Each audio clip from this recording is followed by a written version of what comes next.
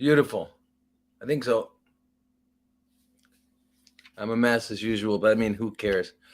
I don't care. I don't care. um, okay. Ah, let's see if I can get everything straight so I can do this right. Oop. Okay. Okay. Okay. Everybody there? Great. Great. Great. Great. Great. Looks like we're not on Facebook yet. Oh wow. Aloha. So we are on. We're on in. Are you? Uh, are you in? You're in Oasis. You're in Mesa, huh? Okay, because I can see that this guy's working the Instagram, and let me make sure that we got TikTok. Yeah, yeah, great, great, great, great. Sorry, you guys. I know I'm not quick enough for you guys. TikTok, you want me to move quickly, right? Like I got to start talking immediately about really pertinent things right away. I will. I will. Just gotta wait till everybody comes out. Okay. Okay.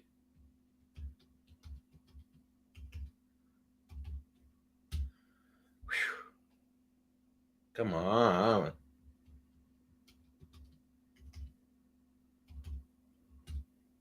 Ah, okay. There we go. Good.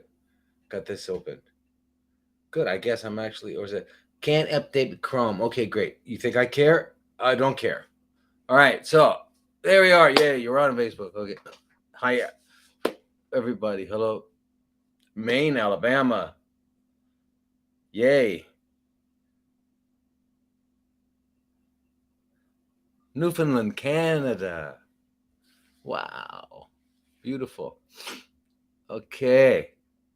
Good morning, everybody. Good evening, everybody. Good evening. Good evening. I keep forgetting it's evening over there. Yeah. All right. All right. In Michigan, fantabulo. Texas. Yeah. Okay, great. Okay, cool. So any help with vision loss in your late 30s? Sun gazing? Hmm. Because of sun gazing or what? Or anyway, I wasn't going to get for low IgG levels. Doctors recommend IVIG. Your opinion? Okay. All right. So there's a lot of questions coming from me and a lot here too. But I wanted to say something to you guys all because I do consultations daily with people from all over the world, all over, and I got to tell you, the standard of scare is the standard of scare, and I don't care what country you're in, the standard of scare wins. Okay, and it wins because the Rockefeller guys took over medicine, um, the practice of what we call medicine. Can you imagine? We call this medicine. In other words, uh, when you think of the word medicine, medicine actually comes from uh, medicine these days, right, is referred to is considered a drug, a pharmaceutical, right? When we think of medicine, take your medicine, right? I mean, even Julie Andrews, what was her name? Mary Poppins. A spoonful of sugar makes the medicine go down.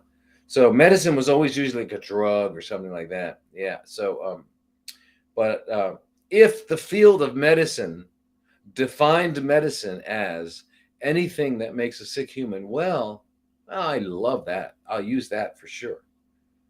Okay. And what can that be? Well, that could be a pat on the back. That can be a loving hug. That can be all kinds of stuff, right? Not necessarily drugs. But anyway, let me just tell you something. What I've been experiencing is really bothering me. And I hope everyone hears me well, right? Yeah. Yeah, I'll review the. Okay. I got to try to do that and get to all this stuff. Okay, so here you guys go. Uh,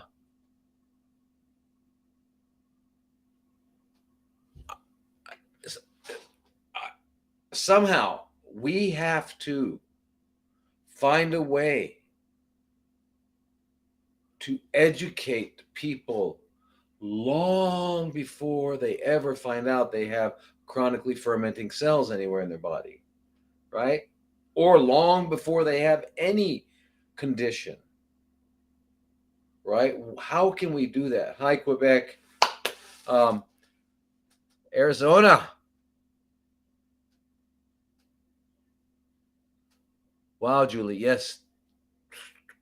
Please call us. Please call us about that. But anyway, I gotta not look. Don't distract me, guys. You know how distractible I am. Anyway, so no, I'm kidding. Please send your stuff. I love it. Hi from New York. So here's the thing.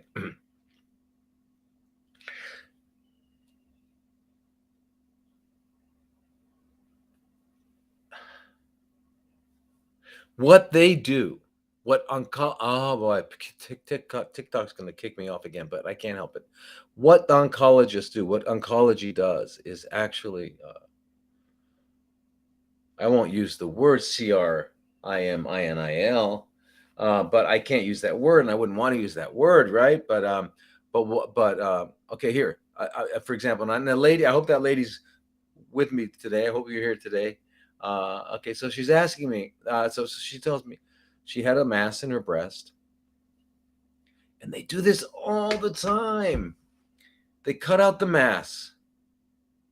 Okay. Here's it. She had an ultrasound that showed there was an ultrasound, or this might have been someone else. An ultrasound that showed that it looked malignant. It looked like these chronically fermenting cells had taken off, right? So then they insisted on doing a mammogram anyway. Now you remember, ultrasounds are often used to confirm what is suspicious on a mammogram. So now you've done this ultrasound, you see, then you do a mammogram. There's no need. That was someone else, I think. Yeah. This poor person wound up getting like several mammograms. You know, one day I'm going to do a special on mammograms, and just as a 5, 10 minute, 20 minute, 30-minute video on how mad it is, insane it is. Jesus. So anyway, so that's a woman I was talking to this week, and this is typical. So they found a mass. They did all this workup, right? Because remember, their goal, and I'm talking about oncologists, I'm talking about cardiologists, I'm talking about rheumatologists, all of these guys that are part of the system. And I don't care if you're a DO, an MD, or an NMD. And unfortunately, most naturopathic doctors, naturopaths, are no longer naturopaths. A disgrace to naturopathy. I was talking to a lady today, yesterday, or the day before, about her naturopath thinks she should go get a mastectomy, and then come back to him. Why does he think that, or she think that? Not because they think that, but because they're protecting themselves. Because if they do that, they're going to continue to get referrals, and if they do that, they're going to be in the game, seen as playing in the game. I know there's a very well-known naturopathic oncologist in Arizona, and I know the guy, worked with him when he was still cool, and now he's doing really well because he goes along with the allopaths and plays their game and recommends their stuff and backs them up on it. So, and no matter which way you turn, they're saying, cut it, burn it, cut it, burn it, cut it, burn it. Let me ask everybody a question, okay? Now, this is just a simple question, okay? I take something and I give it to somebody who is any substance, somebody who is relatively healthy person, energy, happy. I give it to them. They get sick. It makes them sick. How does that work? If I were to give that to a person who's sick, how is that going to make them well? So I gave it to a healthy person. They got sick. So now I say, well, then I'll give it to a sick person. It'll make them well, right? That's chemo. I mean, if anybody you know who does not have been diagnosed with a chronically fermenting condition want to take chemo? Just, just what? It's good for you. No, but it's good for you if you have cancer. What? What? Okay, so that's just that. That's just that. But here's what they did with this poor woman. They cut out and they got good clean margins. Clean margins. Clean margins means they took the tumor out and all the edges around it had no cancer cells, no chronically fermenting cells. We're not using the word cancer here because remember the word cancer is a Rockefeller word. It's kind of like the word PINDEMIC, and it's kind of like the word I don't know, VACCINATION, those kind of works, right? But anyway, so we're not going to use that word. So anyway, they got all of the chronically fermenting cells. There were none on the edges. Okay. All right. What does that mean? That means it's done. That means the tumor. What's a tumor? Okay. What's a tumor? Okay. So first of all, we have to understand that every one of you and your children have cancer cells, what we call cancer cells, chronically fermenting cells. Why? Because we live in a world that destroys, that is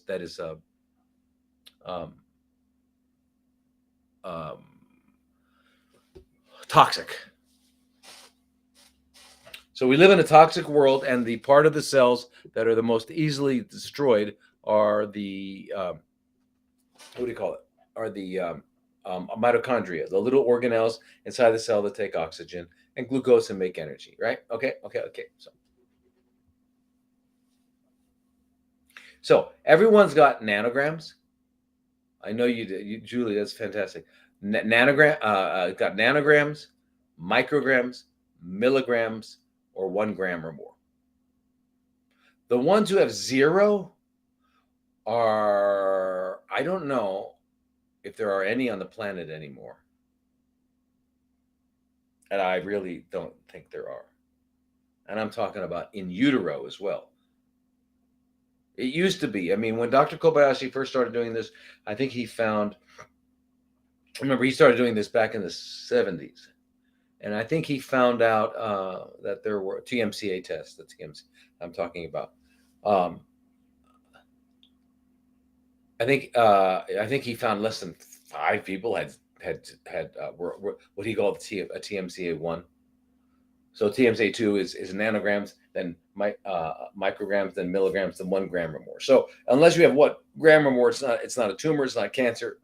It's still considered pre-cancer. And even that 1 gram or more can be so small that it's undetectable. But for sure, these 4 are not detectable at all by any Western means. Okay, the problem with the Western medicine is that it's gross. Gross. I don't mean he's gross. I don't mean that kind of gross. I mean gross in that it's too. It's looking at it's looking at things too not subtly and not interrelationships and interactions and understanding the holism of it all. It's all holistic, not understanding that holistic aspect of the existence of things. Okay, things don't exist individually as things. Things are always in context. In context. What do I mean by that? You have a guy walking, okay, or a girl walking. I'm going to stick to those 2 because that's all I know. Sorry about that. So walking. Now, they're walking, remove the context. In other words, remove the street, remove the background, remove everything, and all you see are a person and 2 legs are going back and forth like that, right? You can't, if you remove context, you don't have it. There's nothing. So everything is in context. Everything is interconnected. So the problem with Western medicine is it doesn't know how to find anything unless it's like really like right big in front of your face. So, by the time you've got something wrong, you've got something discoverable by the Western world, by the Western medicine, then it's been wrong for a long time. It's just now manifesting in a way that they can find it. All right. That's why I love Dr. Simon Yu, and I went and learned the acupuncture meridian assessment because it's a way of finding things out, like, wow, on a completely different level that you cannot find out any other way. Can't. You can't find it any other way. You cannot find it. And I know personally, I have a personal story with that, and I was blown away, and I will never get over that, thankfully. So anyway, so this poor lady, they cut it out. They said she had clean margins, and then what do? They go, well, just in case, we're going to do paclitaxel and radiation. Now, paclitaxel is a chemotherapy. Okay, it's used a lot in breast cancer. All right, and if I had a Zoom right now, I could show you a study, because I don't know how to show you the study here, and I can't because I've got you on this restream thing that's got YouTube and Facebook and stuff, so I can't do it. But I'd love to add, and you guys wouldn't see it anyway. But I'd love to show you paclitaxel. What was paclitaxel? Causes metastasis. Now, what metastasizes? Cancer stem cells. Can a mature cell metastasize? No, unless it goes through and becomes a stem cell again. Right? It's called epidermal to mesenchymal transition. If it does that, then and yes, it can metastasize. But actually, in the end, the thing that metastasizes is stem cell. It's only stem cells metastasize. So when you cut it out and you've got clean margins, all you got left is stem cells. All right. Now, in addition to the paclitaxel doing that, if she had any mature cancer cells left, they would have been mature chronically fermenting cells left. She would have had them turned into they would have been turned into stem cells and been able to spread. But now she didn't. But it also does several other things, right? It increases what they call immune escape. It escapes the immune system. It also increases the ability of it to go down a blood vessel or a lymph vessel, stick to the wall, and go into another organ. It increases that. It also changes the tumor microenvironment, so it becomes a better nest, more attractive to and easier for the new tumor to grow. Yeah, that's what paclitaxel does. So they did that just in case what? Just in case what? Just in case what? Am I being redundant? Because I'm blown away. We can't let this happen. Hi, Karima, hi. So happy you're here. Yay. We can't. What are we gonna do, guys? What are we gonna do? What are we gonna do? They keep doing it. They're doing it right now somewhere on this planet. They're following the standard of scare, and they're doing that right now. Right now, they're telling someone, okay, we just got off everything. All the cancer's gone, but just in case, we're gonna poison you and give you radiation. We also have studies to show that radiotherapy does cause metastasis. Yeah. You need a second opinion? Absolutely. They all needed a second opinion. We all need a second opinion. You can't believe, because don't think if you go to this great cancer hospital and then the other great cancer hospital and then the other great cancer hospital, and you say, hey, wow, I got 3 opinions and they all said I got to do this. Well, you didn't get 3 opinions. You got 3 first opinions. You got the same thing. The first opinion said 3 different ways because you had 3 different people saying it. All right. So if you look at me straight on, or if you look at my right profile or you look at my left profile, did you see 3 different people? No. Anyway, it keeps happening. How does it keep happening? And that she didn't know. People don't know. So they go through this and they get surgeries and they get other kinds of mutilations, and we won't call it, because I know last time TikTok didn't like MAYAGM. That's a word they don't like. After they looked it up, they couldn't figure it out. Then they didn't like it. Okay, so I got kicked off. Let's see if I get kicked off again. We'll see.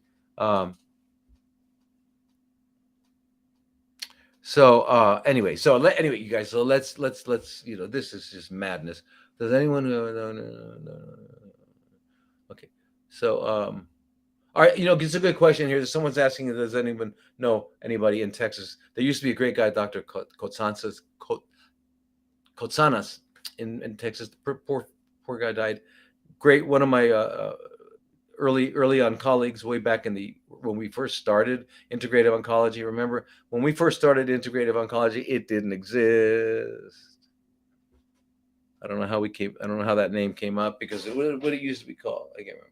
Alternative oncology or something. Uh, anyway, here's the thing. Um,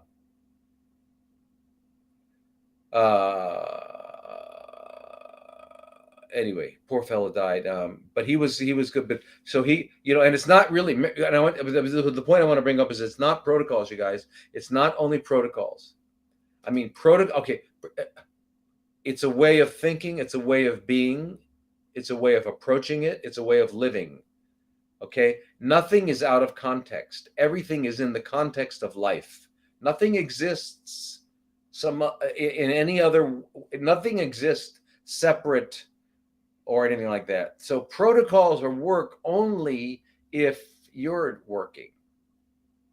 Give you an example. If I take your blood out, we spin it out, we send it to a special lab, we get your natural killer cells out, we put them in another dish, we give IL-2, interleukin 2. That's going to increase them, make them producing gamma interferon. It's going to make them powerful, turned on natural killer cells, and we inject it back into you. Now you got your own natural killer cells that have been invigorated, that have been enhanced, that have been turned on, and they go back into you, and you're deeply afraid. Down inside, you're deeply afraid. Down inside, you're very angry. You never forgave someone, or you're living with someone that you really don't. Whatever's going on, if that is happening in you, those cells will lose that, what happened with the IL-2. So you can't take things out of context. Right? Now, there are no integrative oncology that I just don't know. It's only individuals, and I'm going to have to, I don't know how to find them. I wish they would contact me, or I wish I had a team. I wish I had people to help me. Like, we got to find the real deal. Now, what I don't see is, like somebody mentioned the other day about Hippocrates as being fantastic. It is. It's amazing. It's beautiful. It's fantastic. Hippocrates in Florida is fantastic. Founded by Ann Wigmore and Victoria Skolvinskas. I don't know if you all heard of him. You probably all heard of Ann Wigmore because she became well known because of what do you call it? Because of wheatgrass, right? Ann Wigmore wheatgrass.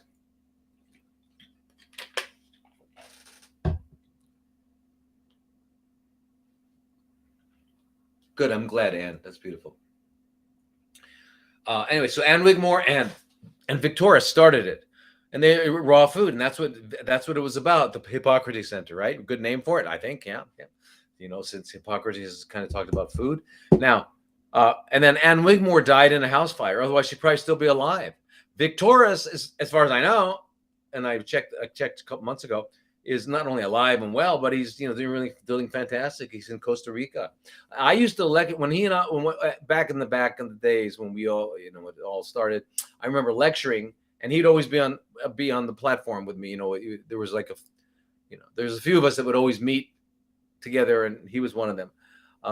And the guy, even then, I don't know, he was at least right. He was always he's got to be 20 years older than me, and he's still totally cool.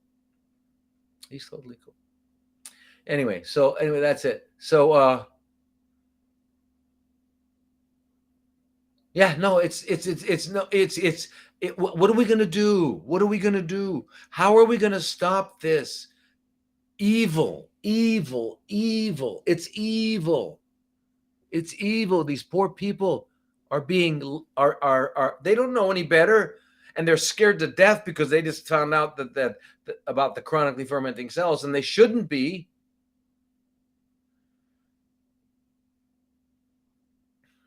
So yeah. All right. So why do they not prescribe? Okay. Yeah. Anyway, so let's get into some of these questions, because I apologize. I know I sidetracked a little bit, but I think it was really important. And I just wanted to do that.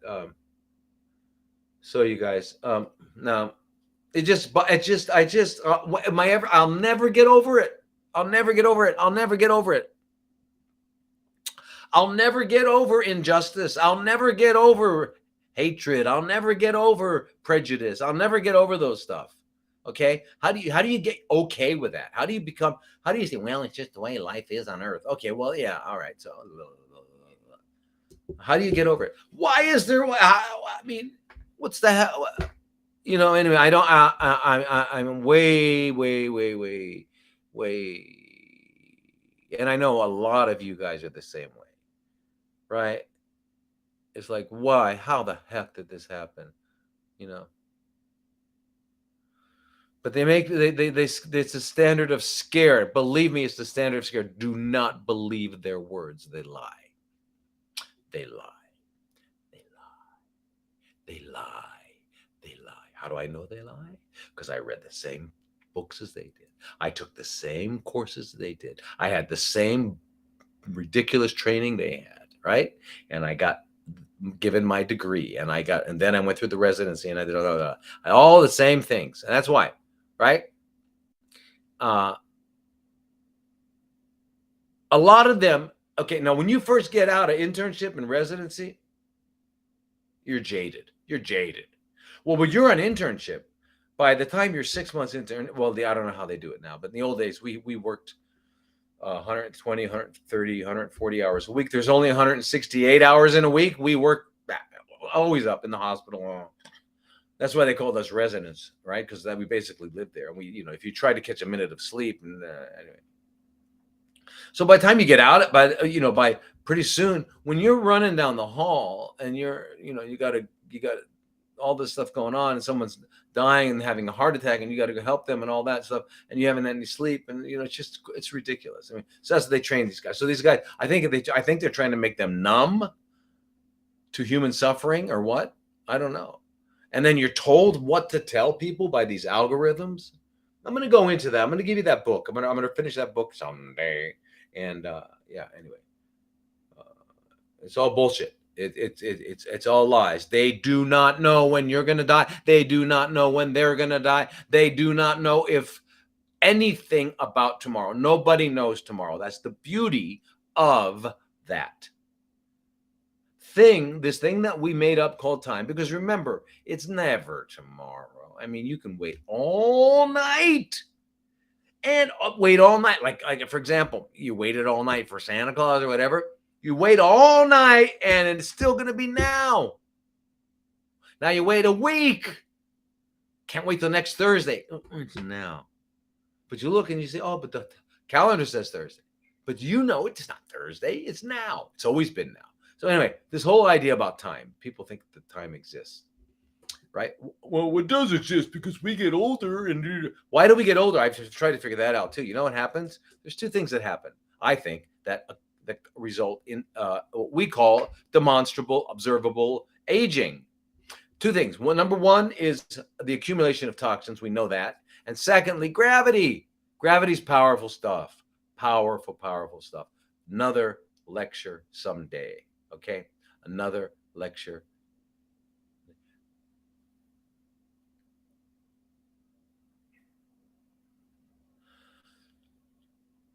I'm not sure what you guys are talking about, so I won't. Yeah, but anyways, that poor lady, I talked to her, and fortunately, she's not going to go any further, because you know what happened? They did chemo, they did radiation, they did more chemo, and then it starts to come back. Why is it going to come back? Because they made it come back. That's what they do. Okay, so please, I wish I had. Don't look. Please explain the biology of uric acid and how to get it back into the normal range.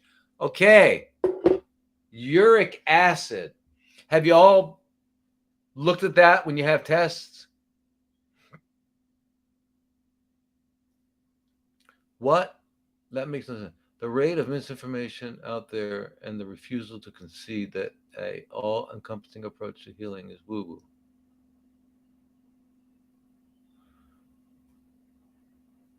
Good. Marcia, don't let them scare you. They're liars. Let me tell you real quickly. Okay, think of this. Okay. 100 people go to famous oncologist at one of the big ones. I don't know, it could be Dana-Farber, it could be Harvard. Oh my God, it could be Harvard. And we all know Harvard is like walking, it's just next to heaven, right? There's heaven and then there's Harvard. Anyway, so you go to one of the great, and when this great doctor, who's at a great institution, and in the month of March, he sees 100 people with chronically fermenting cells somewhere in their body. And he tells each of them, all right, now, if you don't do what I say, you're going to be dead in 6 months. If you don't do what I say, you're going to be dead in 8 months. If you don't do what I say, you'll be dead in 3 years. You'll be dead in 2 years. So he tells them all. So out of the 100, 80 of them say, oh, doc, anything you say, I'll do it. Please tell me, where do I go? Sign me up. Line up. 20 people say, I'm out of here. They leave. What can he tell you about those people?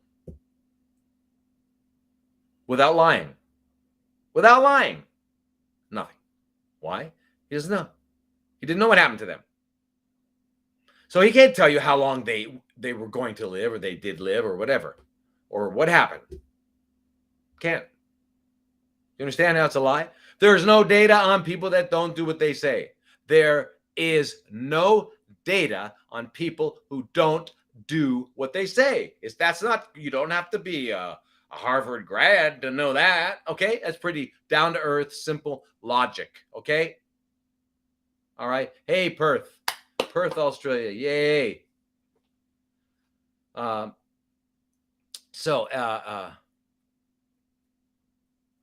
Anyway. So just please don't be afraid. Don't be afraid, and don't listen to them. They don't know. They're reading from a script. It's a script. It's a script. Yeah, it's a script. Anyway, hey, you guys. Hey, just any people out there that like to read, like, be your own advocate. Yeah, you got to be your own advocate.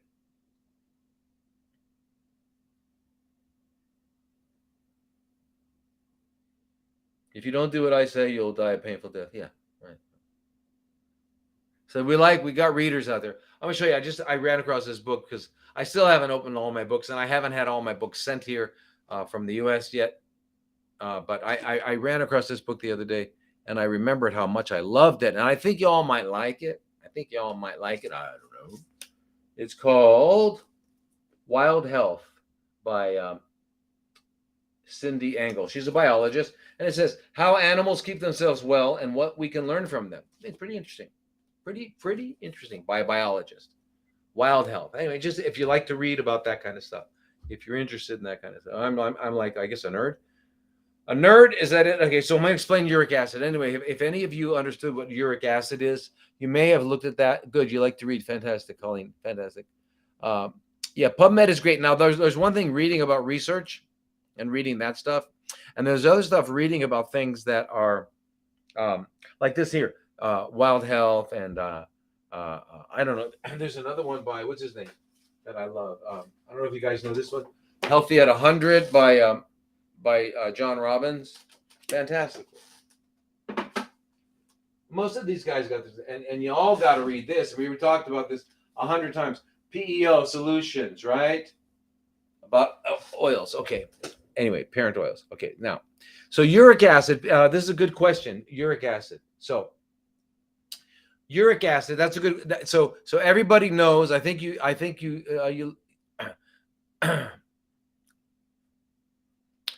everybody knows uric acid and gout, the connection between uric acid and gout. You've heard of gout. Gout is a very painful arthritis that usually occurs in the toe, the big toe. It's well known, it's famous and all that. And that's because the uric acid forms into urate crystals. Remember, all acids can become salts.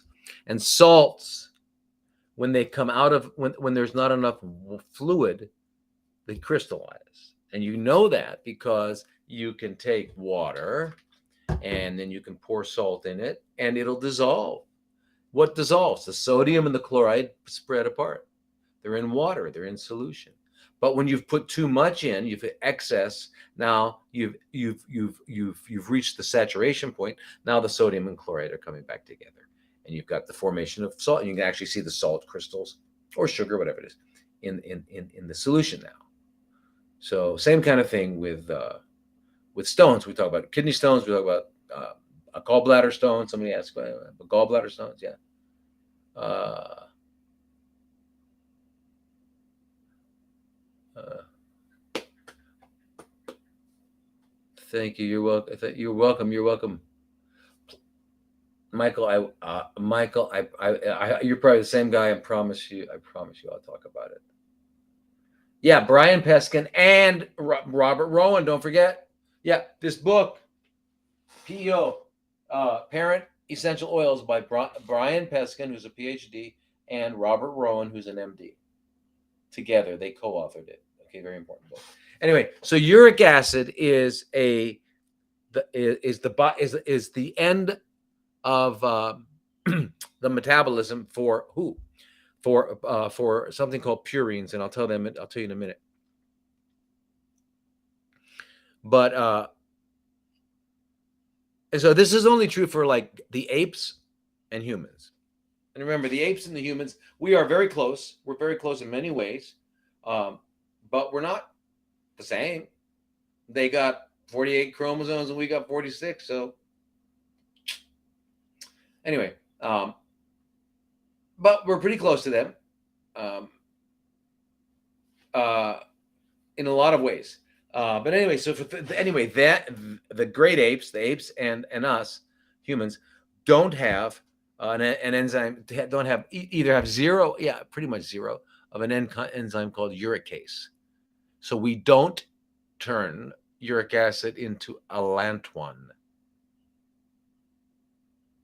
So the final pathway on purine metabolism results in uric acid. What the hell is purine? What are we talking about here? Okay, purine and pyrimidines are just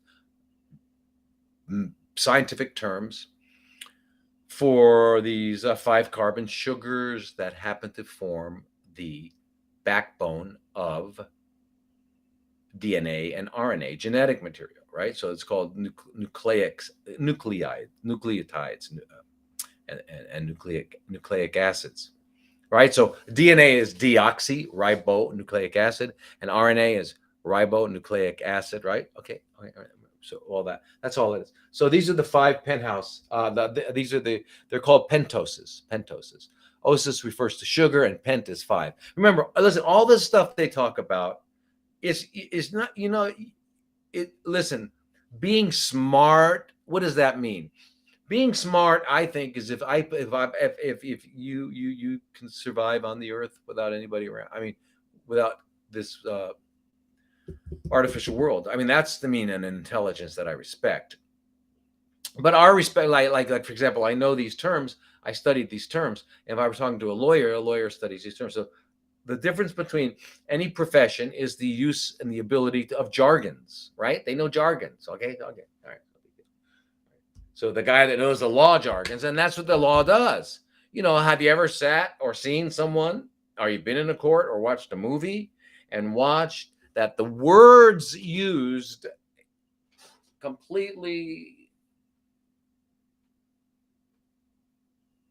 defined the way this process went, and here's the person was innocent and they became guilty, right? So anyway, and it's all jargon, so you got to get a lawyer to do it, all that sort of thing. So anyway, so nucleotides are anyway, they're 5-carbon sugars. Now, carbon is an element on the periodic table of elements. Okay, and carbon is a unique kind of element, and that's why it forms the backbone of all life. Okay, so all life is considered organic. Okay, so the word organic originally meant, and organic chemistry is the study of carbon chemistry, because carbon has four areas of double bonds. So it's a unique kind of situation. By the way, silicon does too. which is what all these computers are working on, right? So anyway, so the study of carbon chemistry is the study of, in other words, the chemical reactions that carbon can go through, and the molecules that are formed from carbon is actually called organic chemistry. All right. So now, um, anyway, now this is a good point. So now all life forms everywhere we can find on our planet, I don't care what that life form is, has genetic material made up of these nucleic acids, and there's four of them. There's pyrimidines and purines. So anyway, the purines are the ones that are we're talking about now, because when they get degraded through their pathway, the last step is uric acid. So that's what uric acid is. But now, and I was, and they call it, they referred to it, the medical people referred to uric acid as a waste product. Oh, you want me to post? Okay, you guys didn't see. Here it is. Sorry. Oops. Okay, here it is. It's called, whoops, can you see? PEO Solution. Please read this book. You all read this book, okay? It's by a guy named Brian Scott Peskin, who's a PhD, and Robert J. Rowan, who's an MD. This is about oils. You have any questions about, if you know anybody that you love or care about who's taking fish oil, read this book so you can advise them correctly to stop immediately. Cease and desist. But this is the research. This is the reality. This is oils. This is what we need. Guess what? It turns out we need omega-3 and omega-6. Period. And that's why those are called essential fatty acids. All right? You don't need the derivatives in large amounts. You need the derivatives, which are EPA, DHA, and things like that, in the amounts that we make and we need. Yeah. So anyway, that's that. Another good book. Hey, you guys, I'm serious, you guys. Another good book. You got to read this book too, if you can. Tripping Over the Truth by Travis Christopherson. Tripping Over the Truth. Great stuff. Great books. All right. Anyway, let's go back to uric acid. I apologize. Anyway, so what I wanted to tell you was this. Let me see and make sure. Come on. Yeah. So now that's what nucleotides are. Nucleotides form the background, and there's four of them, right? Two are purines, two are pyrimidines, and that just happens to do. And the difference is not necessary to know. But anyway, but they not only do that. They also are involved in the fundamentals of life called energy, right? Because when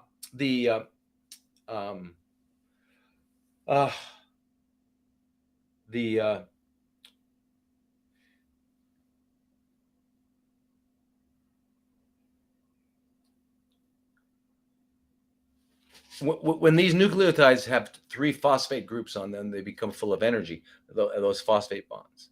And so if we have the adenosine with three phosphates, we have what's called ATP. And remember, ATP is the fundamental currency of energy of life, and it's what we're talking about. And when you run out of energy, the game is over. And the difference between a young kid and an older person is energy. The difference between a sick person and a healthy person is energy. Okay, energy. You got to be able to produce energy. All right. So anyway, so that's what it is, ADP. And there's also GDP, which is guanosine triphosphate. There's cytidine triphosphate, uridine triphosphate, which is just all these other nucleotides. Okay, so that's what it is. Now, the other thing that's very interesting is that these nucleotides also are signaling molecules, and very important signaling molecules. Okay, such as they form something called cyclic GMP and cyclic AMP. And I've talked about that in the past with Dr. Kobayashi, when he he discovered that the ratio of cyclic AMP to cyclic GMP was reversed when we have chronically fermenting conditions going on in our bodies. Okay, and so everything he did was to reverse that. All right, so that's what we're doing. We're trying to reverse that. And by the way, you guys, I am in the process of finally, thank God, finally in the process of where I will have a center here in Thailand, 2 centers. One will be a healing center, and the other will be a clinic in Bangkok, just because a lot of people in Bangkok can't, because of family stuff, can't travel into Phuket. But Phuket, so it'll be a healing center for you all to come to, and we are going to we are going to keep the prices affordable, because everywhere else in the world is not affordable. Okay, it's got to be affordable, and this is going to be affordable. So I don't know. I think we're 6 months away. So anyway, but anyway, so not only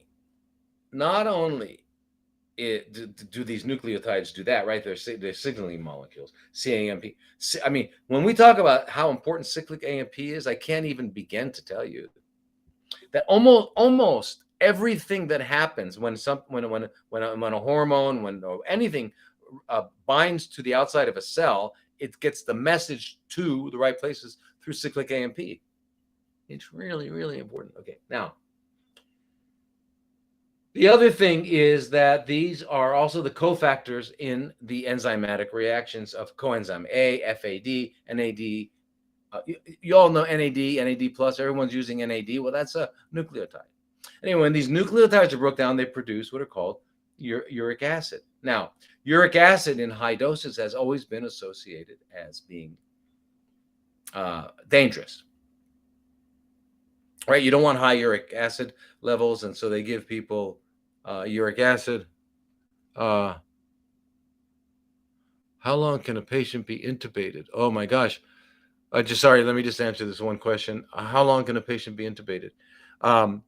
Well, I've seen people intubated for a really long time in the ICU back in the day.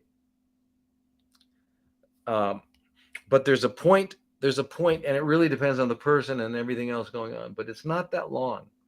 Really, a couple weeks. And then you can't take it out. 2-3 weeks, 4 weeks, maybe. But again, there gets a point where you can't take it. You can't take the tube out. They can't survive. You can't take the tube out. That's why you really don't want to intubate unless you really have to. And usually you should be for a short time. It's really, yeah.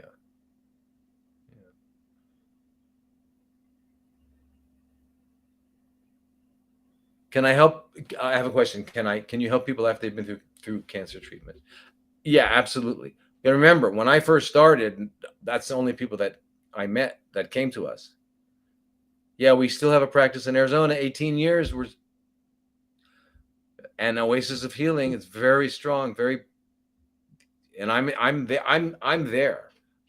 I'm virtually there when I'm not there physically, because everybody that's there, I make the plans. I talk to the doctors there, and so it's still my clinic. And yeah.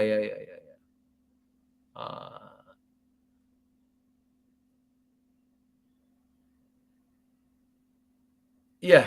Oh, and an easy way to find an Oasis of Healing online, since it's so hard, because if you don't put the word "an," I don't know why I had to be grammatical. I'm into that. Like if you're ever hanging out with me, please add LYs to your adverbs. Okay. Don't say he ran really quick. He didn't run quick. He ran quickly. Anyway, sorry. So I had to put an Oasis of Healing. Well, it turns out that an Oasis of Healing is hard for people to remember. So they wind up writing it at Oasis of Hope, which is not who we are.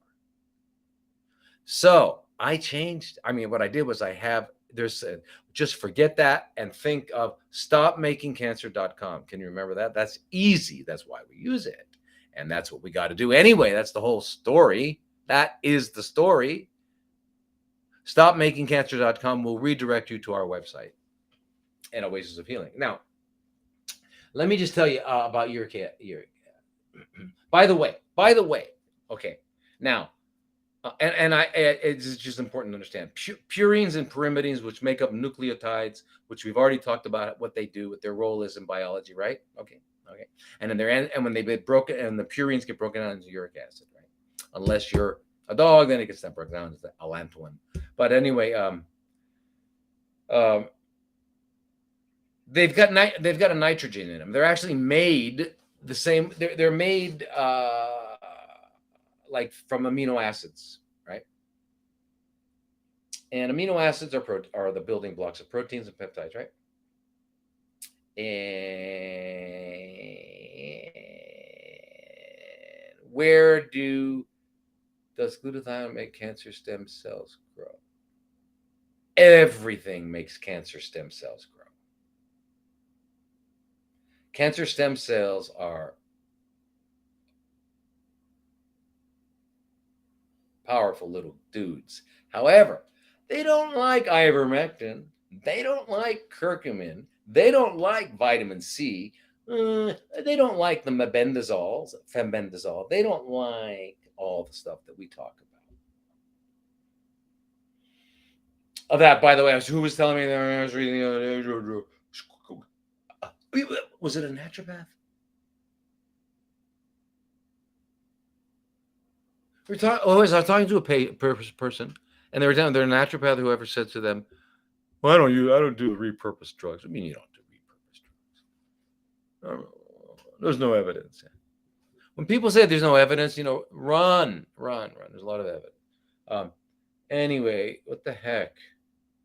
I'm so distractible. I wanted to tell you something here about uric acid.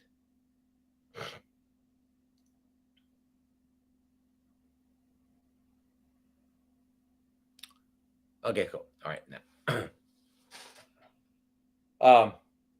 There is no waste in nature. Remember, we've talked about that before. So if an animal has a bowel movement in the woods, in the forest, outside, it becomes nourishment for other organisms. There's no waste. Only humans produce waste. Okay, you got that? All right. Yes, bioidentical hormones are important in breast cancer, ovarian, every cancer. They're important when you're getting older, but you've got to have someone who knows what they're doing, and they're really, really very. Stopmakingcancer.com. Yeah, very easy. Just all one word. Stopmakingcancer.com. You wind up there. Anyway, yeah.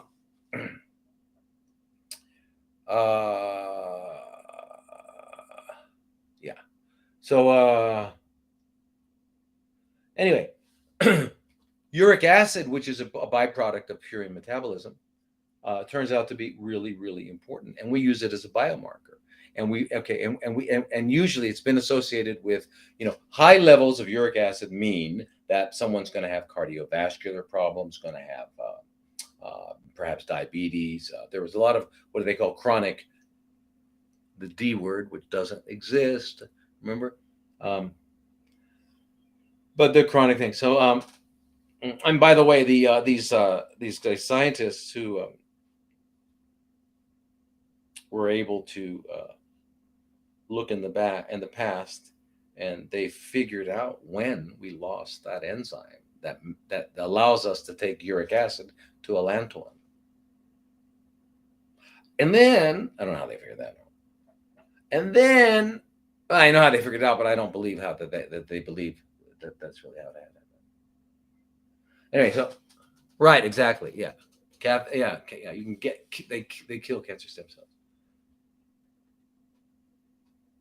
So yeah, beautiful. Snoo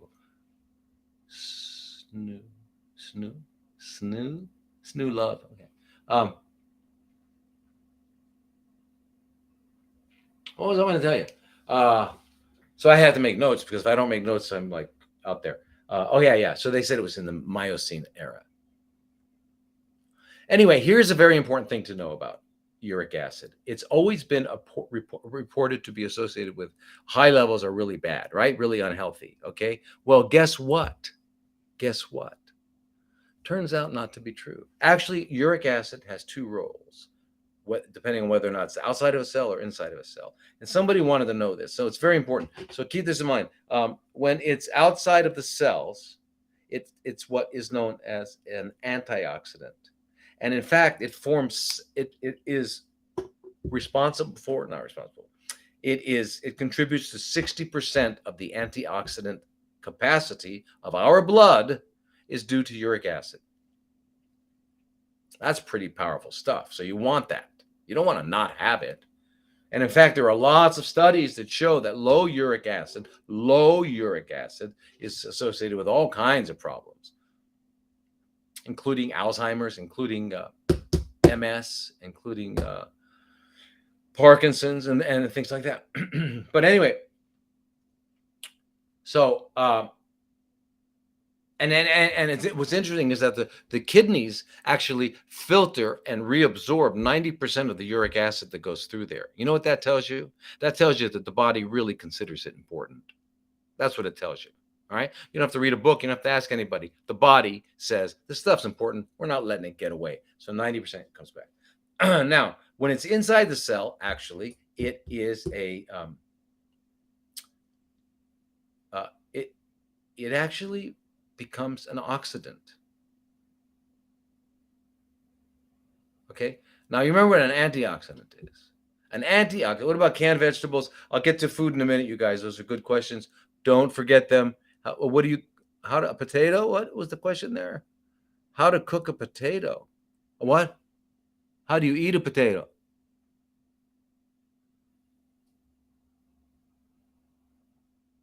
Oh, wait. What about potatoes? Okay to cook? Well, you have to. I mean, no, you don't have to actually. We made a really good thing. You can slice them up very thin and then chop them and make them really thin, then soak them for a couple, like 24 hours in the water, and they'll become really soft. Then you can put pesto. You can make a fresh pesto on it. It's almost like pasta. It's almost like so you can do that. But actually, the way I look at it is if it's something you couldn't eat raw in its natural state, probably not necessary. You probably get along without it. But a very interesting thing happens with potatoes and rice. You heat them up, right? You heat them up, and whoever eats them will find themselves getting heavier and heavier in terms of their body weight. They used to use it they may still do it, to fatten the pigs up when they bring them to market so they can make more money on them. And I forget, but it's like a 10th or a 20th, a 100th, the same amount of that fat producing exists if it's cool, if it's uncooked. Now, something else happens with rice and sugar, rice and potatoes. If they're heated up and cooked and then they cool off, they become, I forget the term, they always got a term for stuff, but they become insoluble. They become an insoluble fiber or soluble fiber, which means they're undigestible, which means they turn out to be good for you. Then if they get down into your gut, into your colon, you can ferment them into short chain fatty acids, which is really important, which is what we really rely on a lot of the fermentation about. Oh, please stop fish oil. It got you off it, huh? Good. Gotcha. Read that book.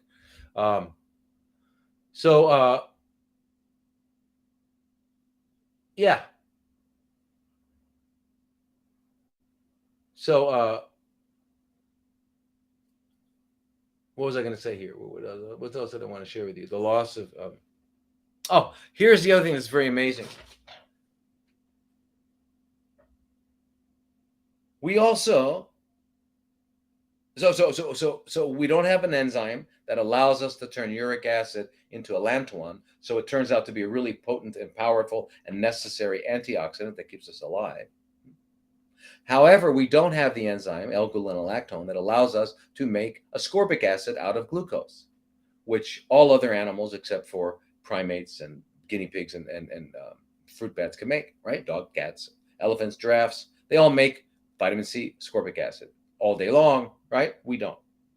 So the idea is that, well, maybe they're compensating. Maybe that's it. Maybe because we're able to make that, we don't need as much.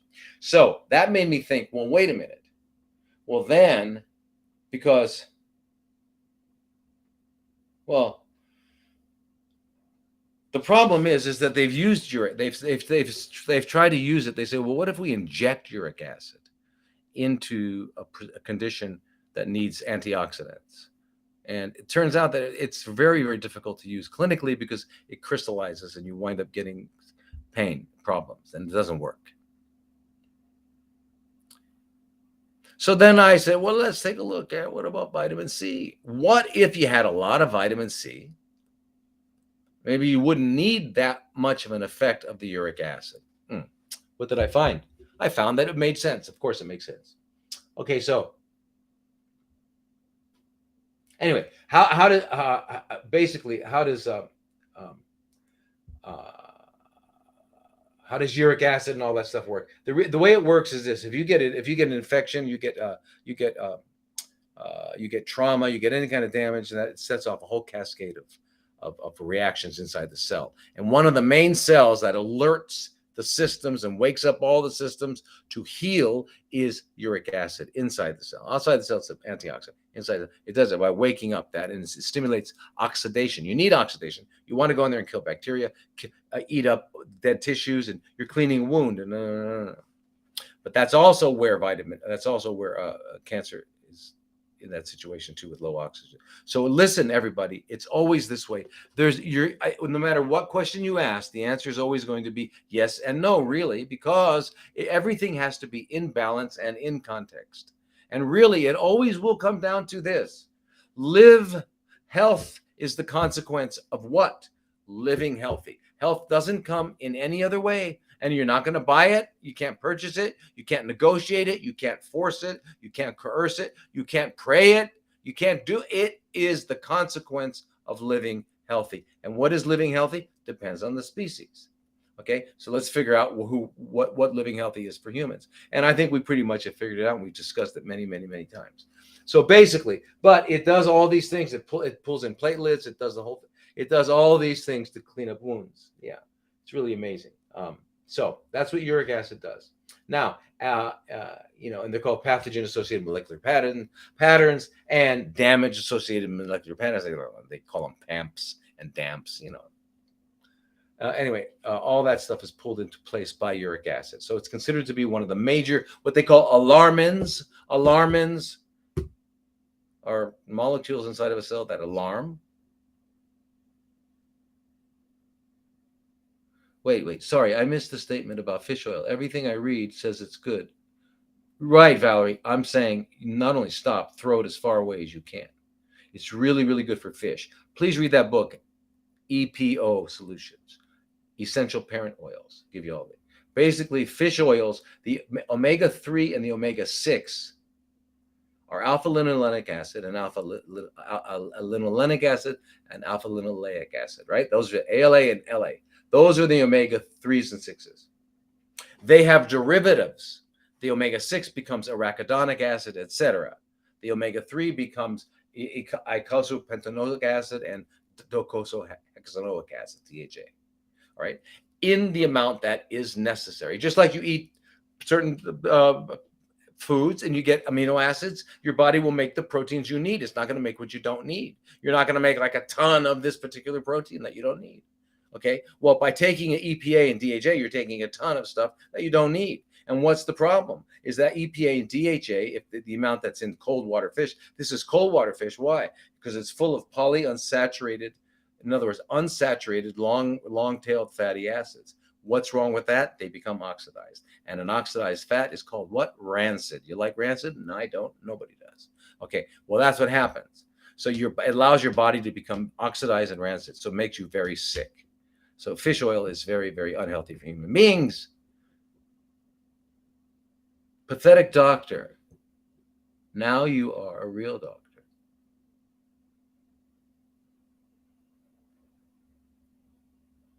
Daniel, what do you mean?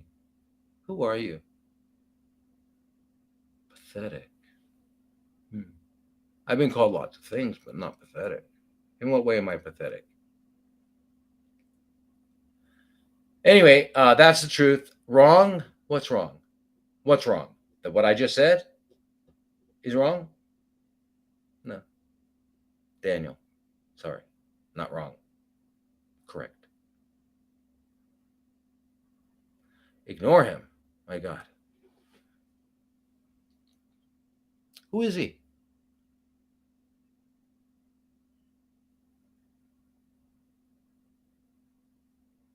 My God. Anyway,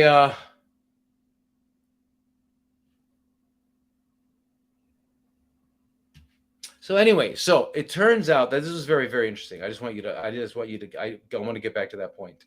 It looks like that, yeah. So they found that, and when you have a high uric acid, too high. I mean, we're talking over the bell shaped curve. When you're way over that, what happens is you wind up, there's a higher risk for all kinds of problems, right? Why?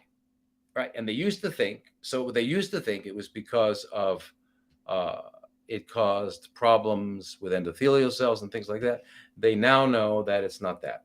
Um, but what they found is that,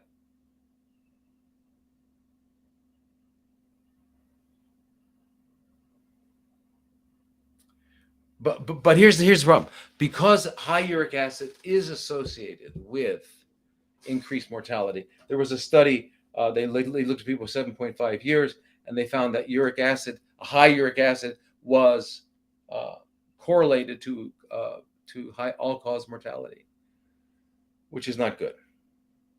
And the risk of death was increased 39% with an increase of just 0.6 millimoles per liter of the uric acid. So I'm saying is, okay, so uric acid is very difficult. We need it in the cells. We also need it outside the cells. We need it in the amount that we need, nothing more, nothing less. So, but we do need a lot of antioxidants, especially if we're living in a world that is full of things that are causing us to be oxidized. And that's why vitamin C is so important. So this studies I found very interesting. So here's a study: 47,000 men over 20 years, over a 20-year period, found that those taking vitamin C supplements had 44% lower gout. That's cool. 2008 study: 1,400 men indicated that significantly lower blood levels of uric acid found in men who consumed the most vitamin C as compared to those who didn't.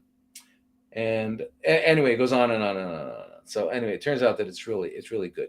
So that's how we can do it. And where do you get it? You get it. Where do you get it? Where do you get ascorbates? You get ascorbates in all the things that we talk about: broccoli, kale, cabbage, Brussels sprouts, tomatoes, you name it, cauliflower. That's what it is, right? Uh,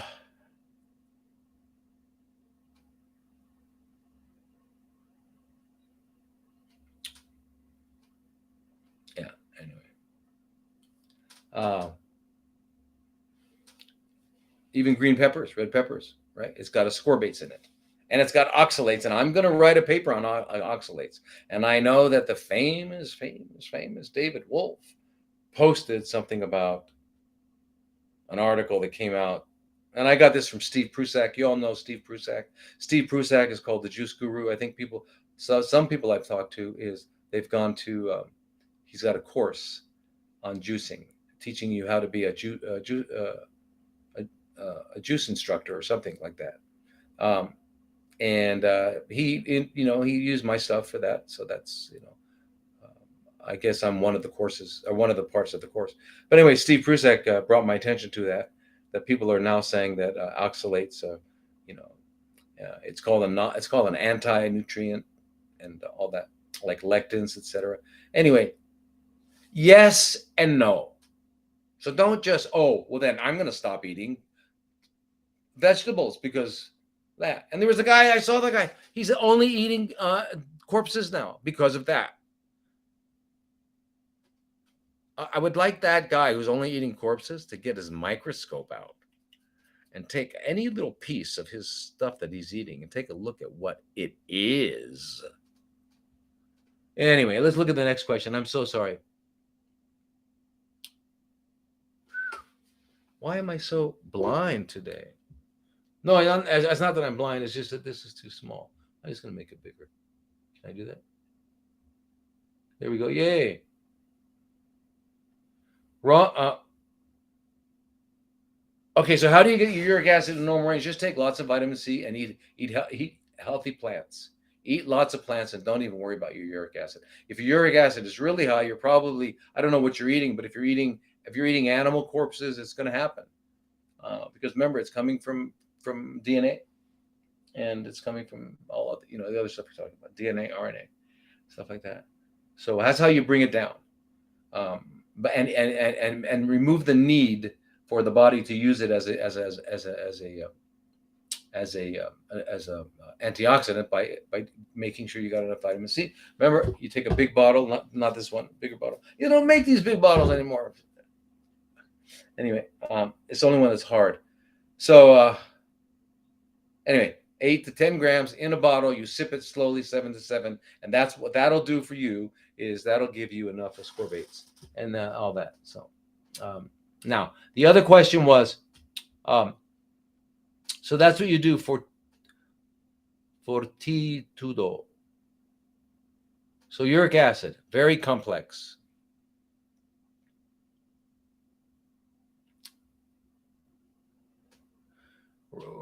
Wrong with that. She has same test last year with the same test results, but now with leukocytes in the urine. My mother's blood work is good, but WBCs and neutrophils are low and lymphocytes are high, even though the CRP is 0.9. Okay, so anyway, right. So again, and I've noticed this with a lot of people too. Everybody looks too closely at all these details that they think are important, when we really need to be focusing on how do we balance this system and allow it to work out of its divine wisdom and become and give us a condition of health. A condition of health is the harmonic, incredible functioning. I mean, just think about it. 36 septillion chemical reactions every second going on in your body, and 37 million new cells being made every second. I mean, who is running the show? Not us. Not us. And are we going to figure it out? Never. It's beyond figuring outable. What the thing they figure about, and I'll tell you that squirrel out there is going to live its full life as healthy as it can be. And it's not going to know any of this detail. And the reason that happens, why? It's living under instincts, and it's in a place. There are no squirrels here, but whatever. It's living according to instinct, and is living in the environment out of which it arose. And so that all of its biological needs are being met, and that's it. It's allowed to balance, and it will balance. And that balance, that homeostasis, and that it results in optimal functioning of the organism, which is what we call health. Yeah, that's what we call health. Okay, y'all? Oh my God. Get back. That's what we call health. Okay. So, yeah. All right, now. So, with your mother there, the CRP is 0.9. Okay, so that's a little bit high, depending on the group, right? It's less than 0.5 but that's very low. It's very cool. But her lymphs are high, and her neutrophils are low. Now, white blood cells consist of, there are many, many different kinds. And if they're drawing it from the blood, they're going to get, neutrophils, lymphocytes. They're going to get eosinophils, basophils, and they're going to get monocytes. Right? That's pretty much it. When the monocytes leave the blood vessel and they go into the tissues, they become what are called macrophages, or they become astrocytes in the brain. Wherever they go, whatever tissue they go. And they are like the Marines. They're right there on the spot trying to find stuff and all that. But anyway, there's a particular ratio of them to each other that is present during the condition of health.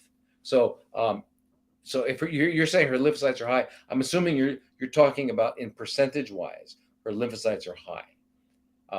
Now that usually means that there's some sort of condition that's requiring lymphocytes, and conditions that require lymphocytes are usually in this situation are usually viruses. So she may be dealing with, if viruses really exist.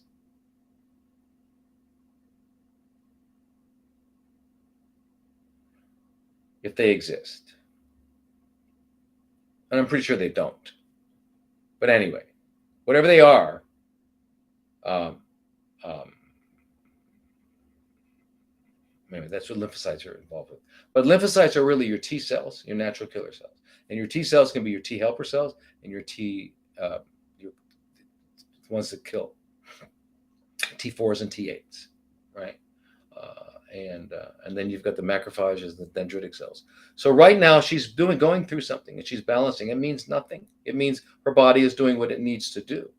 Now, if she's not sick, if she doesn't have anything, if she doesn't look sick and all that, then don't worry about it. Don't think about it, right? Do it again. But if she's not well, and you're seeing these abnormalities, then we need to do what's called a Jody. You need to do what's for your mother, what's called a lymphocyte subset, and that's going to tell us specifically which lymphocytes are high, which are low, and what's going down. Wow, I have kidney cancer, stodgy gallbladder, and I'm running a fever, and I'm anemic. Okay, so you really need to get healthy. Okay, you really need to get healthy. We need to talk, Carol, please. drlodi.com. It's a different website than the Stop Making Cancer. If you want to, you can talk to me through there if you want to come to Oasis. But if you just want to stay home and take care of yourself at home, and I'm always happy and willing to work with whatever naturopath or other medical doctor you have near you, or your any kind of doctor or non-doctor. All right, so I'm taking tamoxifen. I'm taking tamoxifen. Can I add turmeric to food? It won't conflict. Not at all. It won't conflict. You can do it. Absolutely. Do opiates cause cancer to spread? Very indirectly, yes, absolutely. Opiates are really, really, really bad for the health, right? What they do is they cause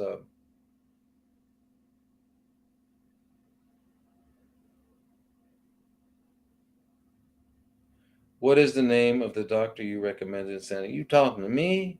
I don't know who you're talking to. Yes?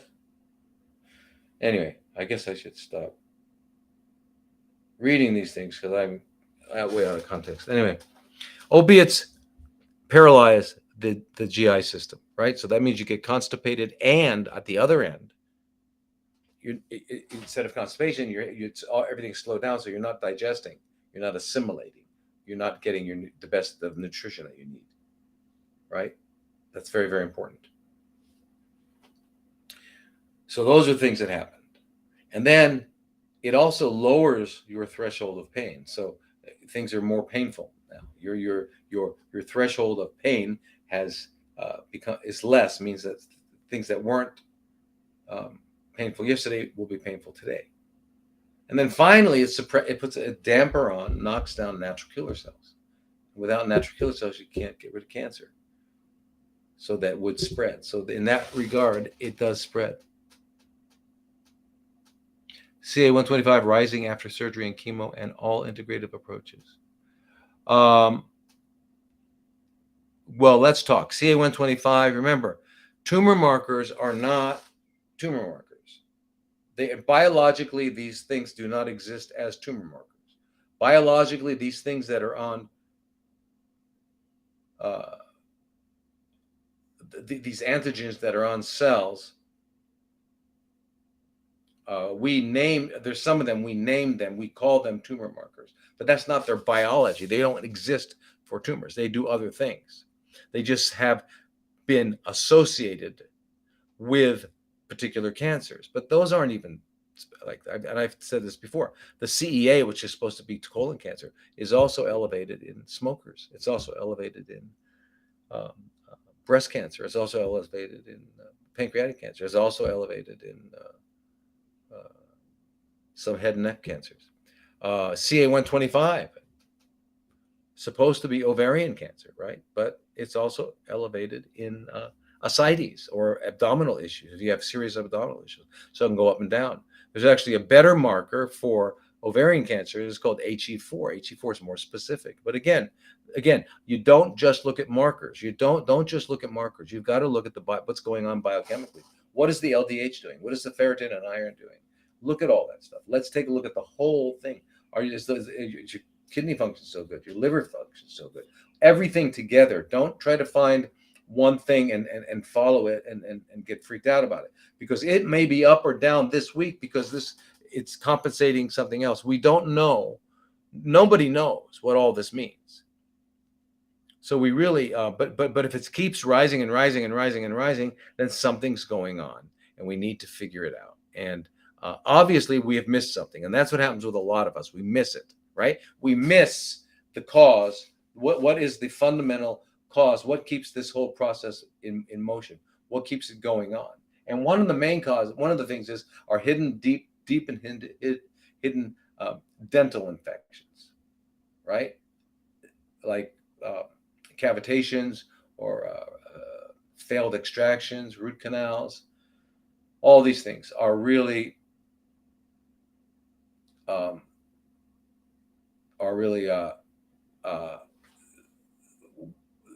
they're like these little hidden, pockets from which the chronic inflammation results. And when we look at all these conditions that we're talking about, especially the chronically fermenting cells, what we're talking about is chronic inflammation. And chronic inflammation is and can be identified by. Oh, thank you so much. You're welcome.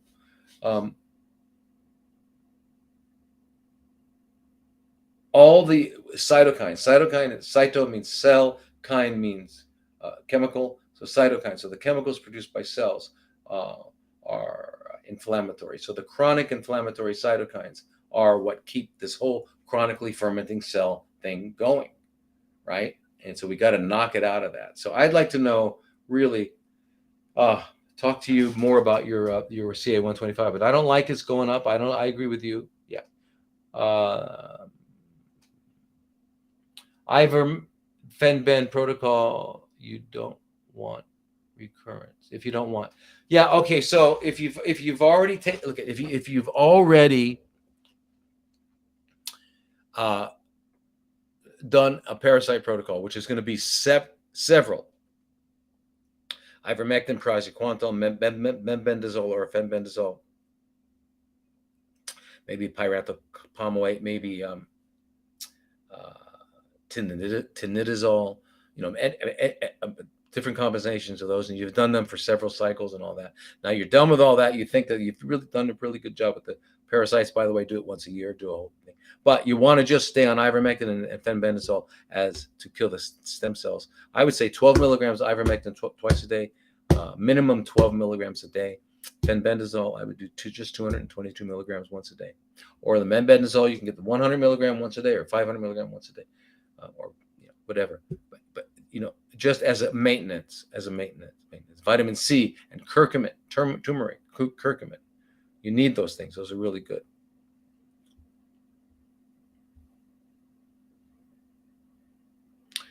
My dad found out he has mesothelioma. What should he do? Well, first of all, relax. Mesothelioma. If relax, that means he's got a cancer in the lining of his lung, and that means they're going to want to cut and burn, and then they're not successful anyway. Do his due diligence. You do it with him. Depends on how sick he feels and all that sort of thing, how much he can do. But I'm happy to help you guys. Give me a stop. Go to drlodi.com and find me there, and make an appointment for a consultation. Let's talk about it. So if they know he has a mesothelioma, that means they probably did. That means they did do a biopsy, probably. Anyway, your thoughts on interstitial cystitis. Is it possible to completely heal from it? So interstitial cystitis. The CYST usually refers to the bladder. Itis is inflammation. Okay. So inflammation of the bladder, bladder infection. Um, Interstitial means the areas between the actual cells of the bladder. So interstitial inflammation. Um, this is a problem. This happens in women more than men. Uh, it's almost like you might think you have a bladder infection. You find out that you've got the urge to urinate frequently, and you frequently, and it kind of maybe it hurts when you're not urinating. It's burning, and the pain can usually be somewhere between in the perineum, right between the vagina and the rectum, or between the scrotum and the rectum, right in there. It's kind of painful in there. It can be very painful otherwise too. And if the bladder gets filled at all with any kind of amount of urine, it's all painful, and you got to go right away and all that sort of thing. Well, what I've always done with it, and it works really, really well. If you look up the conventional treatments for interstitial cystitis, and by the way, it's also called it's sterile. So if you've had symptoms of a bladder infection and you go to the doctor and they dip it and they say, "Aha, well, you don't have any bacteria in there. There's no infection, so don't worry about it. Just go home." Anyway, so you've got what's actually basically you've got sterile. That means you check it, there's no bacteria in there, but you still got the symptoms of a bladder infection. That's interstitial cystitis. That means you've got an inflamed bladder, but there's no bacteria causing it. So therefore, you don't need an antibiotic. All right. But what really works well is you got to have a doctor who's or a nurse practitioner or whoever who can do it, and that is the installation, transurethral installation of DMSO. You all know DMSO. So that means you've got to put it through the urethra. The urethra is that part of the urinary tract that is the last part. It comes out either through the penis or right in the vagina, right where the urethra comes out. I mean, inside the where the labia are, right right in there is the urethra where it comes out, above the whole vaginal opening. So when you go in the hospitals, usually they put in a tube, they catheterize it, right, and then the urine can go in the bladder. And with a woman, that's not too bad because it's only this big. So, but with a man, you got to make two 90-degree turns. So with men, especially men with large prostates, it's really hard to get that in. Um, and so there's a way to get it in, though, and even for women, that's hard to get into, and that is to use lidocaine. Lidocaine is the same class as the Novocaine they use in the dental offices when they numb you up. It's also the same class as the parent of all the canes. What? What do I hear? Cocaine. Yeah, that's it. Cocaine. Yeah. It's part of the canes. Anyway, so you can get viscous lidocaine, which is you can get that in a drugstore. It's good, it's good to put on different things, but it's almost like that KY jelly stuff.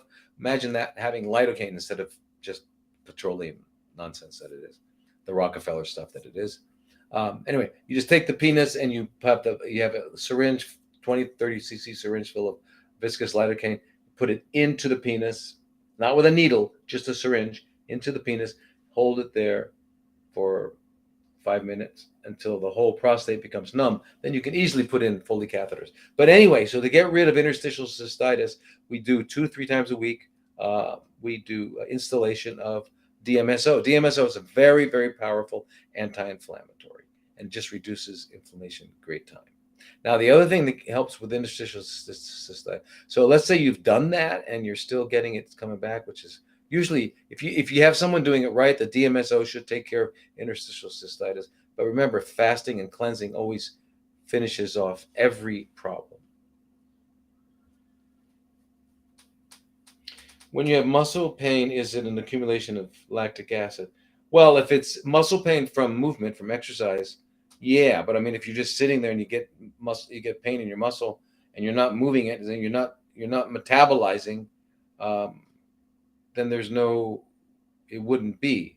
So it could be another cause. So I'm not sure I don't understand all of your question very much.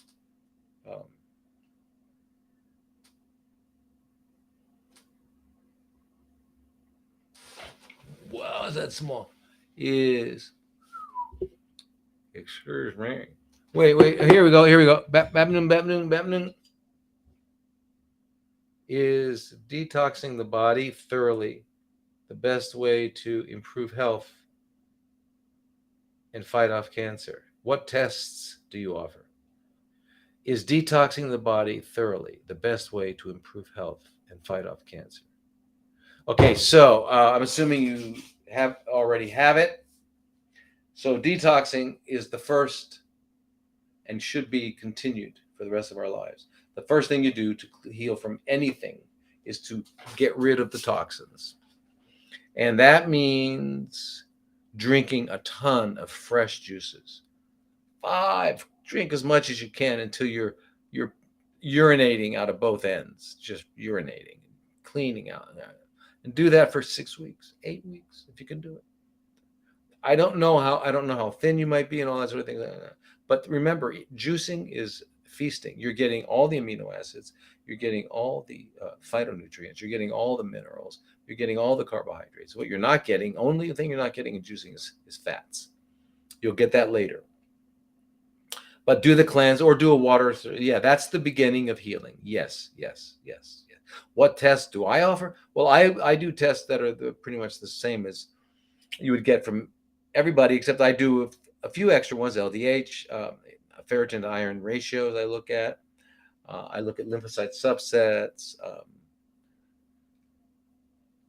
I do general chemistry, CBC, general chemistry, yeah. And then I also, we need imaging of some kind. We might want to do ultrasounds, MRIs, CAT scans, CT scans, PET scans, yeah, all sorts of stuff like that.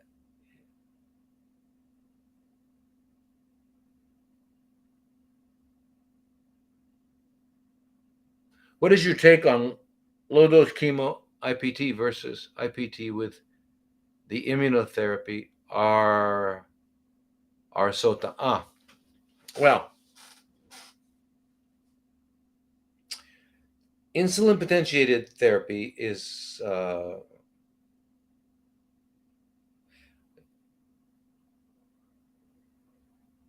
it's a modality of administration of either chemotherapy or anything.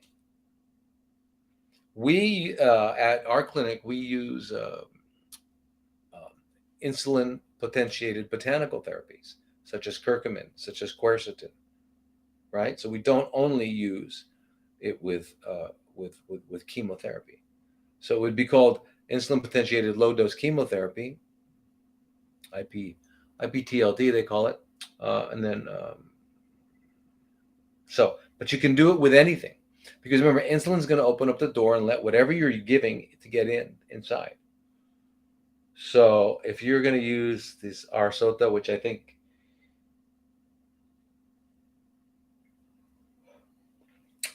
it's a urinary byproduct that they have found out about, and I think Hope for Cancer is doing this.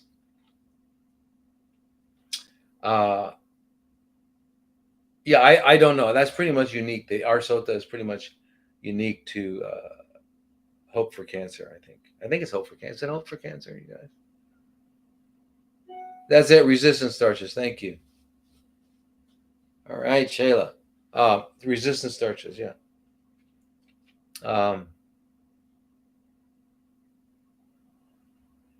But anyway, insulin potentiated therapy, it's a modality. It's excellent because cancer cells have more insulin receptors, so you're going to target the cancer cells if you're doing it right. But the big problem is most people do not do it right. They do not do it right. They do not do it right, and I just don't understand it. I don't understand it. So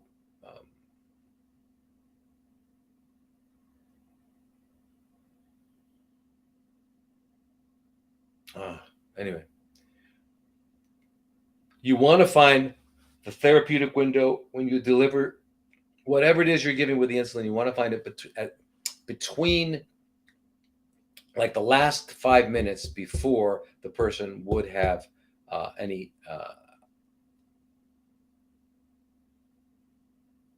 Sherry, listen, it's a very good question. I'm going to tell you that. I'm going to try to answer your question in a minute. Um,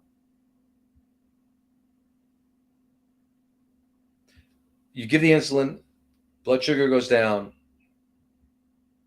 right? But the cancer cells, remember, have the most insulin receptors, so they grab the insulin first. Though there's a period of time when they're completely saturated, but the other cells in the bodies haven't been saturated. So all the cancer cells are saturated, so their insulin is bound to the insulin receptors, so their doors are wide open, they're ready to eat whatever you give them, but the other cells haven't. That's the therapeutic window. But how do you know if the other cells haven't? Because if you're starting to get symptoms of hypoglycemia, sweating, confusion, heartbeat, stuff like that, then you're already hypoglycemic and you already, all the cells are saturated. So you're not getting the selective targeting advantage that we're going to get. All right. So now here, Sherry asks, the question: if viruses don't exist, then what is the cause of the condition referred to as HPV or shingles? Asked because when I recently got the C word, I broke out in wards and what appeared to me as shingles blisters. I've managed to eradicate the warts and the others. I'll restart ivermectin again and methimazole also. All right. Well, you're right. Okay. I don't know, but if you look at what a virus is, everybody, if you look at what a virus is, textbook virus, it's basically a little nano-sized particle, nanoparticle, with some genetic material, either RNA or DNA, because there are RNA viruses and DNA viruses. All right, so that's what it is. Now, on the other hand, if a cell gets damaged for any reason, it sends out messages. It communicates to all the cells in the neighborhood by budding off from its membrane. So it's a little nano-sized particle with a piece of RNA in it, communicating to the cells next to it. And it's called an exosome.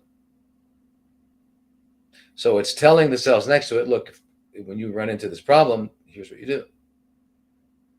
So the question is, and the other thing about viruses, they don't drink, they don't eat, they don't breathe, they have no waste products, and they can't have babies. They attach to other cells. So we're told. They insert and edit your DNA with a little piece of their DNA or RNA in there. And then whatever that coat was, whatever that ball's just gone. So it's really just an editor. It's a little editor. That's all it is when we talk about what viruses are. So yeah. So but why do I see HPV when in certain situations? Why is there hepatitis B or C? And then we find that in the blood when we have certain symptoms of, elevated bilirubin, elevated transaminases, and so, why? I agree. Why? So some very brilliant virologists and immunologists are saying that they don't exist like that. Okay, so maybe what's happening is that those cells are being poisoned, damaged from some other source that we're not aware of, and they're letting out their exosomes to communicate. That, that's the idea. So but it really is hard for me. Interstitial cystitis is very painful. So you really need the DMSO in there. That'll help. Very painful. Can be very painful. The DMSO is very, very helpful, but it's got to go into the bladder. You got to have doctors knowing what they're doing. So the thing about viruses is, I don't know.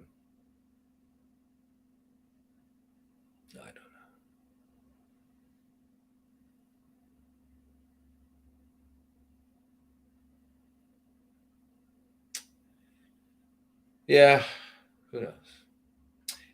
The question is there something else that's causing the cervix to produce exosomes that are called HPV, that we call HPV?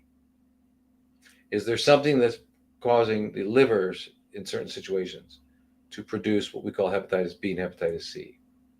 The exosomes. Is there something else that's causing them? We don't know.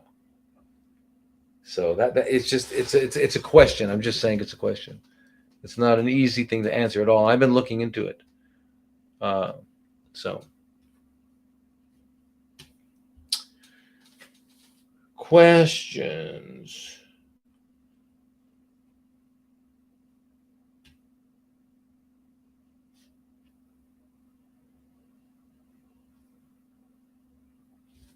Wait a minute. Wait a minute. Wait a minute. Wait. Where is it? Oh.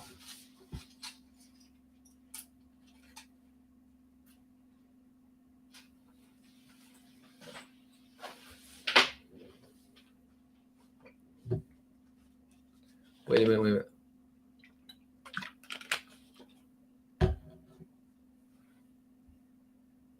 What would you say is the best method of detox? Chelation, enemas, colonics, etc. They're all necessary. Chelation's essential for getting rid of heavy metals. Enemas are good for cleaning out the rectal vault and cleaning out part of the descending colon. Colonics are good for getting all the way up in the colon, cleaning out the cecum. Lymphatic therapy is really, really important. Exercise, getting good sleep, saunas, but doing these things consistently and for a while, very important. So after doing the poison from the white coats in the 2021 and followed by vitamin C, turmeric, etc. Good. Yeah. Again, here's the other question on interstitial cystitis. Yeah, I mean, I wish I you got to find a doctor who's willing to do it, but it works really nicely. It works really nicely because the interstitial cystitis, the DMSO. Remember, DMSO is it helps things. It brings things. It helps carry things through the skin, through different tissues. It's very penetrable, and it's a powerful, powerful anti-inflammatory. And so, if it goes into the bladder, it'll go right into there and just really, it's a powerful anti-inflammatory. And the pain that you're getting from the interstitial cystitis is that.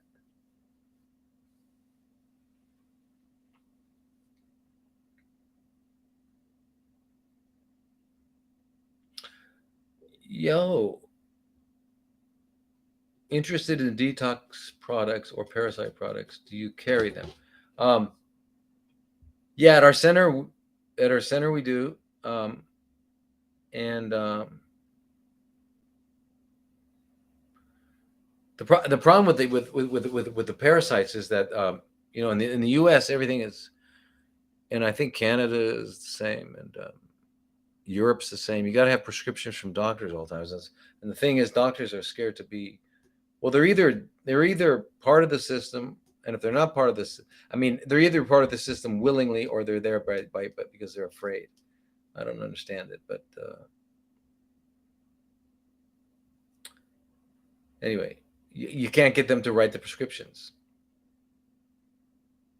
Not because they won't even look into it. So that's the really hard thing. So I'd say just come, come to us, try to get in touch with me, and let's see if we can what we can do to help you. Um,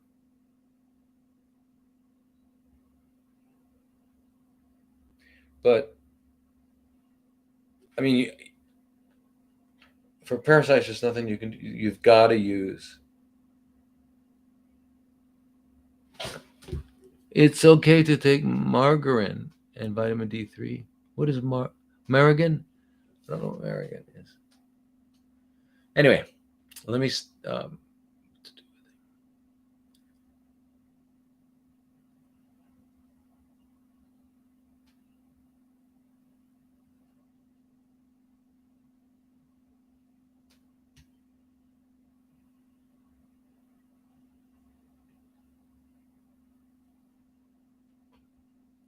Okay, I have stage 3 meningioma, 3 craniotomies, removed metal from teeth.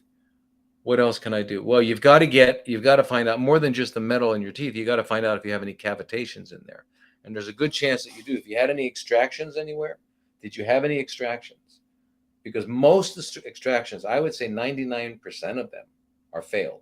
In other words, what I mean by that is that when they pull the tooth, they actually either don't get the periodontal ligament and or don't get little fragments of the bone, and then they don't cover it up with the platelet-rich fibrin from your blood to make sure that it doesn't get colonized by microorganisms which are all over the mouth.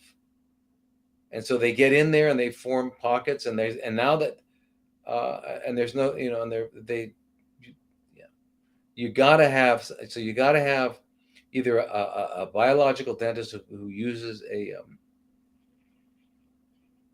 cavitat machine or uses some other method, non-Western method, to determine whether or not a um, something is present, right? And I'm talking about somebody who's really good at muscle testing, somebody who's really good with a meridian, an EDS or a EAV machine, really good to be able to tell what's going on.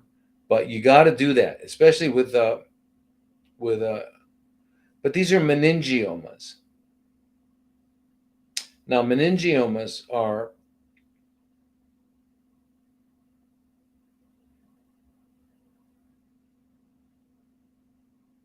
odd because they're not necessarily fermenting.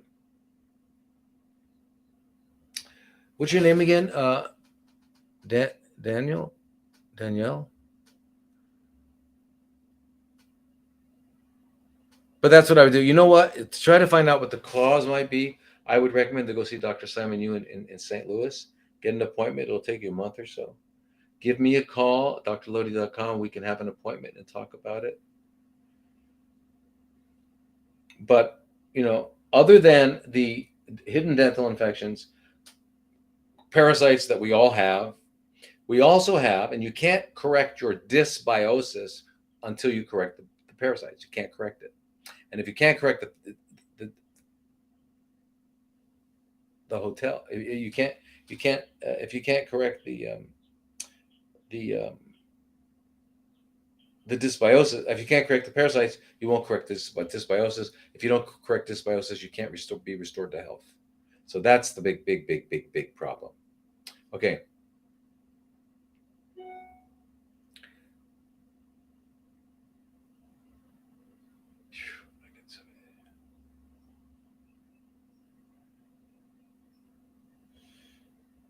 Struggling to feel better with lime and mold, what to do, how to eat, and what to do for my body. Well, please get in touch with me because I don't know what's going on in your home. I don't know if you're still connected to the mold. If you're still, I don't know the situation. So, but I mean, if you've got mold in your house and it's deep in there, you got to move. You got to move, especially so. And lime, the most impressive results with lime I've seen have been with a good energy equipment, people that know what they're doing, that have the real Rife machine.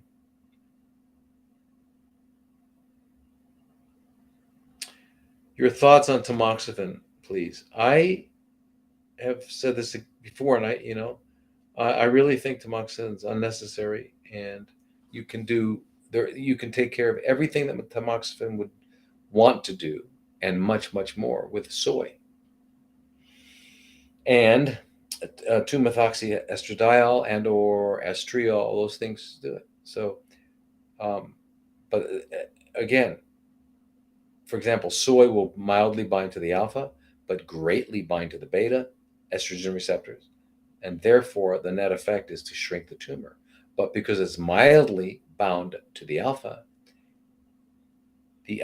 is not, it can't be, the estradiol and estrone can't get there.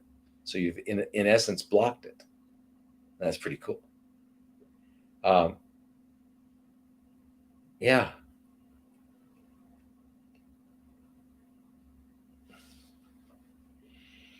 Let me go down here to go look you other guys here too.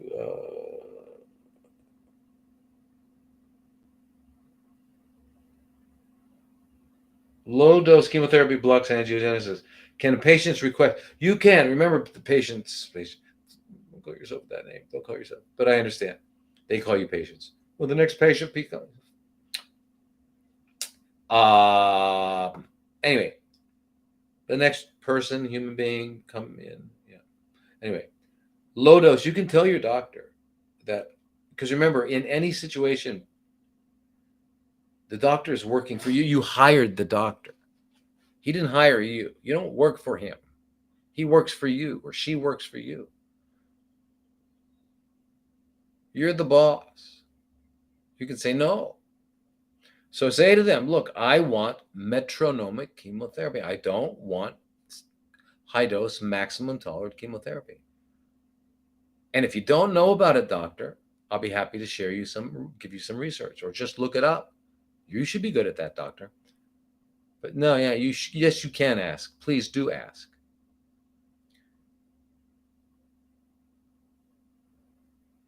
What type of treatment do you provide? I provide many kinds. IPT, yes, of course. IP botanical therapies, with curcumin, quercetin. We do artesunate. We do hyperthermia. We do, EWAT, lymphatic massage, colon therapy. We teach you how to eat. We teach you what food is. We teach you what life is. We teach you how to move. We help you move around all day long. We teach how to listen, how to turn the mind off, psychoneuroimmunology, um, vitamin C, anything you would find that at what they call integrative cancer centers, we do, but in specific orders and done the right way, the way that is compatible with the science that exists on those. You're welcome, Helen. Thank you all. I know it's getting late for you guys. I'm gonna close it up in a moment here. What time is it? How late am I? Oh my gosh, I'm so late. Uh, we talked about this last week.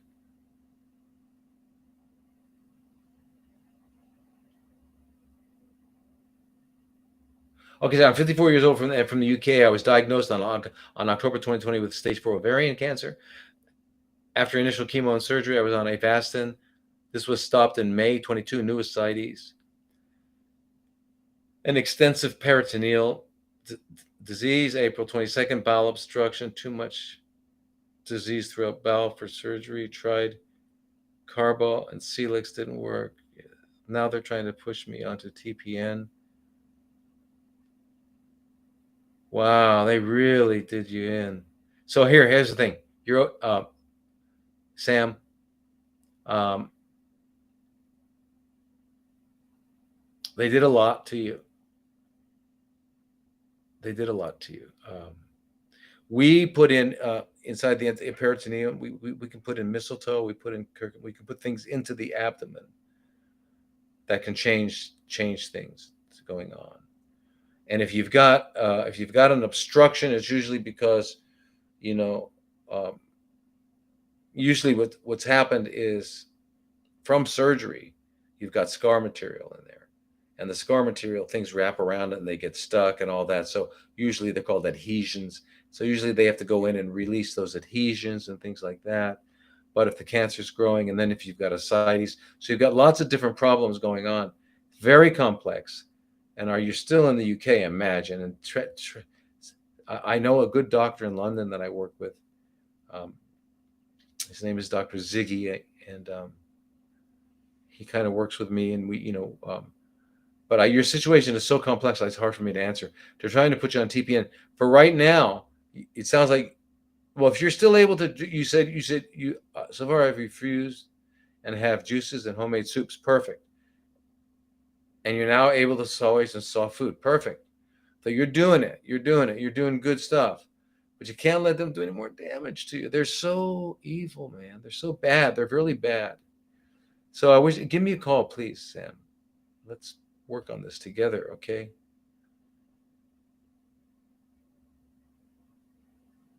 Is it too late for the body to heal, Elisa?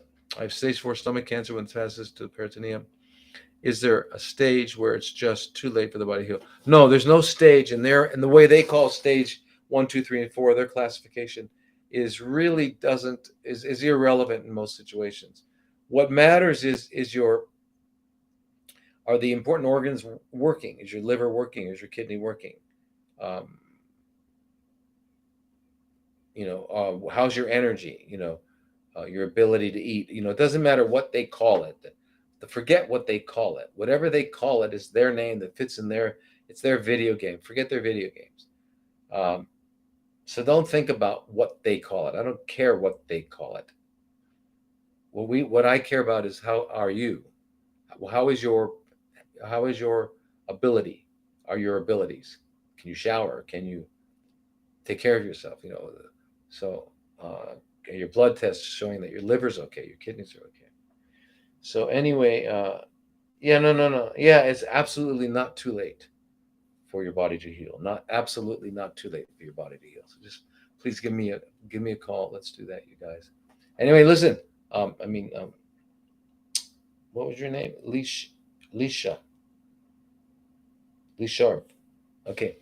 Anyway, sawadee kap and aloha and namaste and have a wonderful week, everyone. And when I hear stories like that, it really makes me crazy because it doesn't, they're just bad. So anyway, help me figure out how we're going to get the word out to the person who doesn't know yet, knows nothing, and is likely to get fall into their standard of scare. Anyway, Wadikap.